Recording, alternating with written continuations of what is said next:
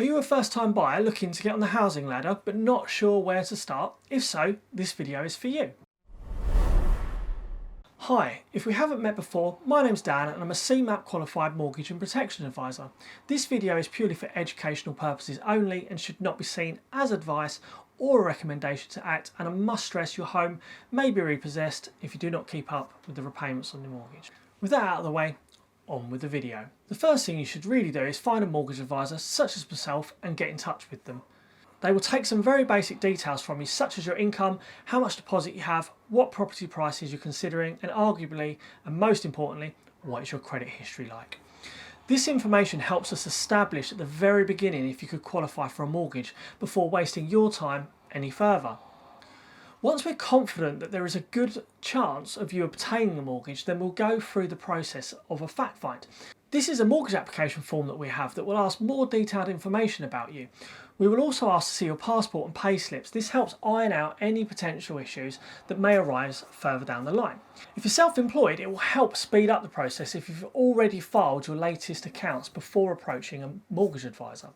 Once this has been completed and the mortgage advisor is happy they'll have the information they need, then they will look at lenders' affordability calculators. Each lender has their own affordability calculator, as each lender will vary on how much they will lend. This is why it's important you provide us with payslips or accounts from the very beginning. Once the mortgage advisor has established which lenders will lend the amount that you require to buy the property, we'll search the market for the most suitable lender that meets your requirements. I must stress it isn't as simple as placing you with a lender who has the lowest interest rate, as there are other costs associated with the mortgage product that need to be considered in the research before a recommendation can be made, such as product fees, valuation fees and potential booking fees. You also occasionally receive cash back from lenders which need to be calculated. If a mortgage quote you're provided with seems okay to you, then the next step is to obtain a decision in principle. This is known as a DIP or AIP, which means approved in principle. This is the process most estate agents ask you to be at before putting in a formal offer on a property. This is also the stage where a lot of mortgage advisors will ask you to instruct a conveyancer. If you haven't found one yet, do not worry. A lot of advisors have dealt with firms in the past that they can recommend. During the decision in principle process, you are credit searched, and if successful, this is the lender telling you that subject to all the information you provided being true, then they will consider lending to you. This is why it's important at the beginning to know what your credit history is like, as it will dictate which lenders you'll qualify with. I've made a couple of videos on how to obtain a credit report for free and also how to improve your credit score. I'll provide these links for you in the description and at the end of this video. When viewing the property, take your time. This is potentially going to be where you live and where you'll be investing thousands of pounds. So make sure it is the right property for you. Do not be afraid to ask to view the property a couple of times before putting in an offer. Perhaps take someone who already owns their own home with you, as they might know what to look out for.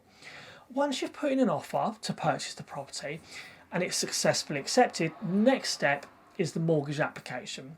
This is where the mortgage advisor will provide more in-depth details about you to the mortgage lender, along with your bank statements, proof of income and identity. At some stage during the mortgage application process, a valuation will be carried out on the property you're buying. A lot of lenders these days will not book a valuation until the underwriter has reviewed your application and is satisfied. But if you're paying for a valuation, a bit of friendly advice would be to get a valuation put on hold until your mortgage advisor is more confident that you'll be approved.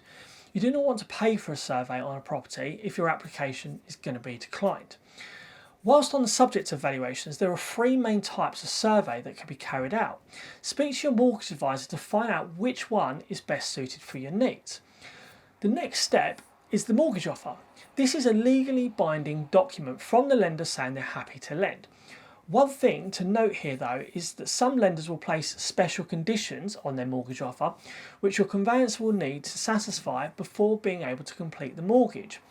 Whilst the conveyancers are carrying out the work that needs to be done, you should be discussing with your mortgage advisor your insurance needs. There are various insurances which you should be considering. Depending on your circumstances and needs, your mortgage advisor will make their own recommendations. All the insurances are optional, but very important you should consider them as they provide you with protection and peace of mind of maintaining the mortgage. The only insurance which is a legal requirement is builder's insurance, as this acts in a similar way to car insurance. Once the conveyancer has carried out the required work to successfully purchase the property, you'll sign the contracts and exchange. When you exchange, you will set a completion date, and this allows the lender enough notice to send the funds to the conveyancer and for everybody in the property purchasing chain to make arrangements to move their belongings to their new homes. I appreciate that it's a lot of information to take in. Feel free to ask me any questions in the comments below. And if you'd like my help obtaining a mortgage, please contact me. Again, my details are below. Remember, your home may be repossessed if you do not keep up with the repayments on the mortgage. On how to obtain a free credit report, please watch this video. Thank you very much for watching. See you next week.